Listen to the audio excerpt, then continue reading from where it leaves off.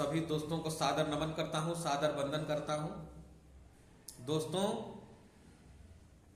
आज फिर एक नए विषय पर, एक नए टॉपिक पर चीजों को लेकर आया हूं। जीवन में धन बहुत आवश्यक है। जीवन में धन बहुत आवश्यक है, लेकिन साथ ही साथ प्रेम भी जरूरी है, शांति भी जरूरी है।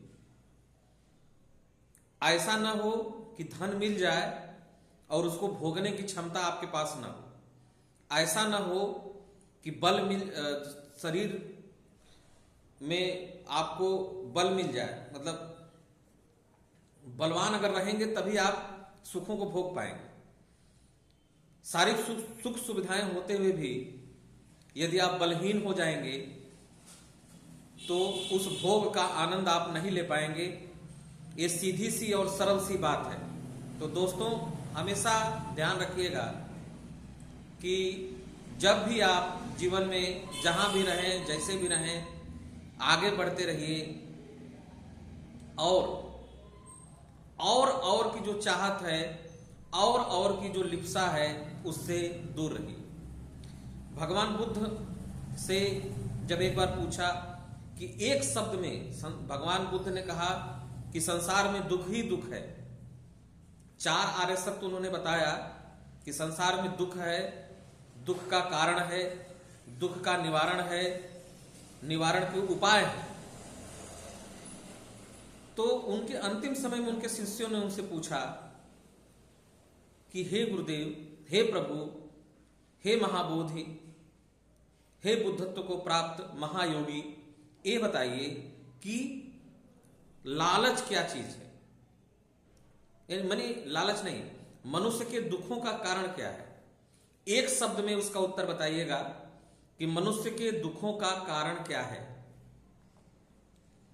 तब भगवान बुद्ध ने जवाब दिया था कि मनुष्य के दुखों का कारण सिर्फ तृष्णा है। तृष्णा, तृष्णा मतलब मृग तृष्णा। जैसे मृग को बालू में पानी दिखता है, बालू में इल्यूजन के कारण उसको क्या दिखता है, पानी दिखता है। लेकिन वह क्या करता है, वह जो है भागते जाता है, भागते जाता है, भागते जाता है, भागते जाता है, बालू को पानी समझकर भागते जाता है। फिर जब वहां पर पहुंच जाता है तो फिर कहीं दूर उसको पानी, उस बालू में पानी का प्रतिबिंब महसूस होता है।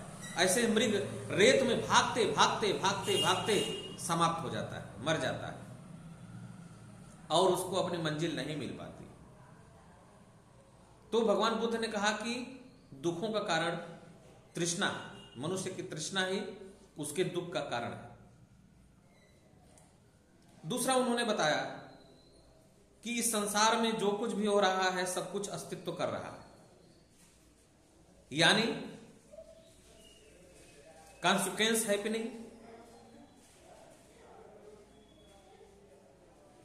हैपनिंग जो भी होती हैं, दिस इज द एग्जिस्टेंस, इसको एग्जिस्टेंस पूरा करता है।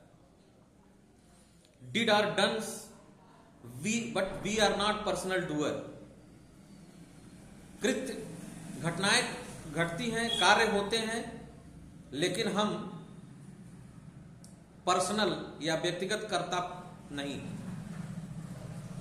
हम व्यक्तिगत कर्ता यानी व्यक्तिगत करने वाले हम नहीं है। यह सिर्फ अस्तित्व द्वारा निर्धारित एक ड्रामा है।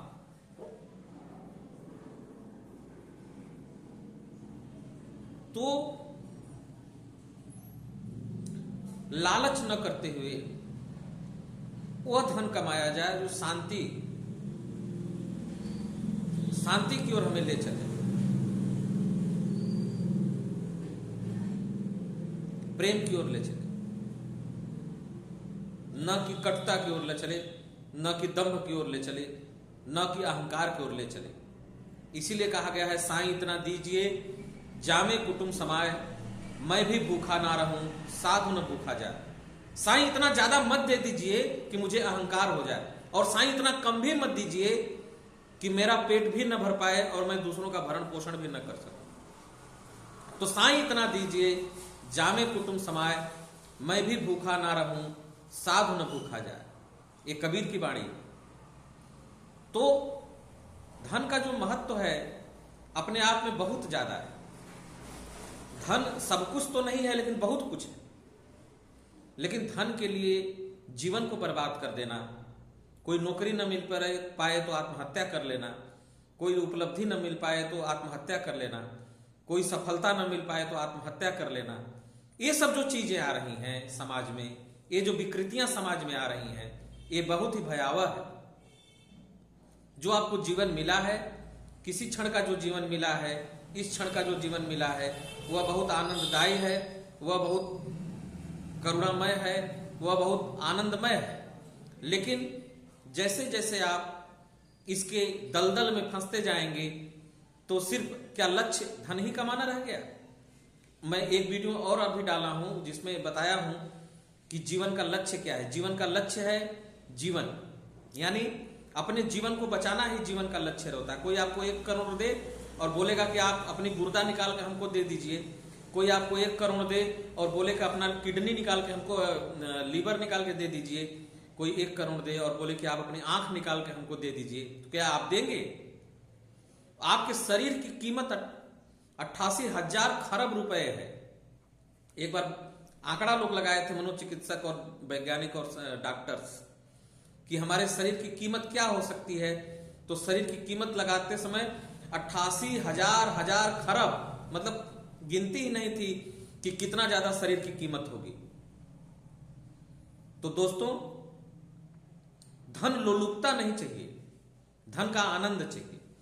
जहां अच्छा उतना अगर आदमी पुरुषार्थ करता है, उतना अगर आदमी संयम रखता है, उतना अगर आदमी थोड़ा सा धीरज रखता है, तो उसको उतना मिल जाता है। ऐसा नहीं है कि नहीं मिल पाता है, लेकिन अगर वह पुरुषार्थ नहीं कर सकता तो नहीं मिलता है। कोई बात नहीं, जितना मिल रहा है उतने में संतोष करो, जितना मिल रहा है उतने में आनंद लो। जीवन शांति का है, जीवन प्रेम का है, जीवन समस्वरता का है, जीवन प्रसन्नता का है। जितना आप धन पाए, एक मजदूर भी सुखी से रह रहा है, एक अरबपति भी रात में नींद की गोली खाकर सो रहा है। आप नहीं देख रहे हैं? क्या आप ये नहीं देख रहे हैं कि जीवन कितना भयावह होता जा रहा है, जीवन कितना कष्टकारी होता जा रहा है, कि बैंक बैलेंस तो भरा हुआ है लेकिन जीवन में चैन नहीं है, नींद नहीं है, चैन नहीं है।